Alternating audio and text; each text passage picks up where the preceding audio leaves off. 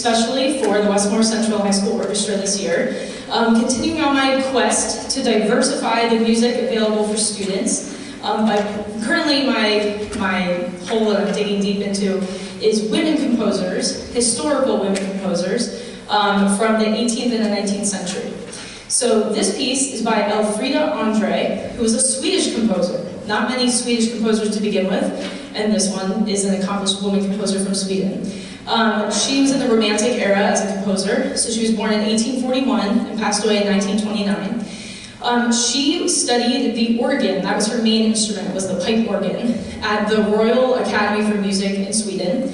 At the time, women were not allowed to be admitted as actual official students, so she was kind of an adjunct student.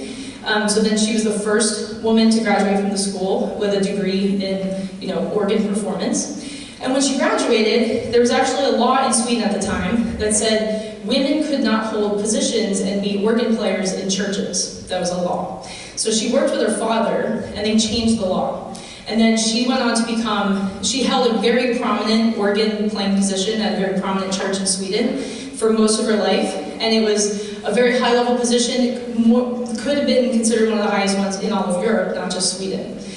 She also conducted and she composed throughout her lifetime over 135 works for obviously organ, piano, but also for voice, choir. She did an opera, she composed symphonies, she did chamber music. So what we're going to play for you was a string quartet. She wrote 2 string quartets, and this one, curiously, this one grabbed my attention because she actually went back to her own work and added a bass line, like for the bass, which is not typically in the string quartet. And she crossed out the title string quartet and wrote Serenade for String Orchestra. So it's kind of rare to get a piece for string orchestra, meaning there's no winds, brass, or percussion from composers. There's definitely some famous ones, like Tchaikovsky wrote a famous one, but it's not super common, so this was special.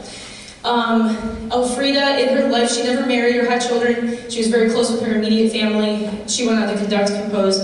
She also continued to fight for women's rights, so she also changed the law that then allowed women to become telegraph operators. And she kind of had this motto. She said she wanted to help with the elevation of womankind. So when she was born, women had very few rights, and by the time she passed away in 1929, they had more legal and financial rights. They could play organ in churches now and operate telegraphs, and they could now vote, which she also helped to advocate for. So she really worked hard throughout her lifetime to make a difference. This piece also grabbed my attention specifically for the Westmore Central Orchestra because this movement, so this is the third movement, it's just like a beam of sunshine. And this sounds very cheesy, but to work with these children every day, they're just beams of sunshine. Truly, it's just such an upbeat, it feels like the weather we had today, just breezy and sunshine on your face, and you can smell, flowers in the air. It's just lovely.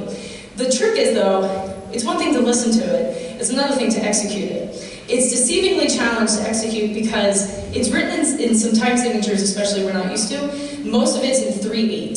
So it's like a waltz, in 3, but instead of what we're used to, 3/4, it's in 3/8. So everything just looks a little different. So it's almost like, you can read music, but then this is like, I don't know, a little sub-challenging language within music where your brain has to work a little harder. So their brains have been working harder, but they've been doing very well. And it also has a lot of flats. It just has some challenges that get in the way, but they've worked hard on that so that they can play that well enough to then communicate the joyous sunbeams, you're in the meadow kind of vibe. In the middle, there will be some solos. So we're going to have a mixture of some seniors and some not seniors playing these solos scattered across the orchestra sections. So please enjoy Serenade for String Orchestra, the third movement, by the Swedish woman composer Elfrida Andrée.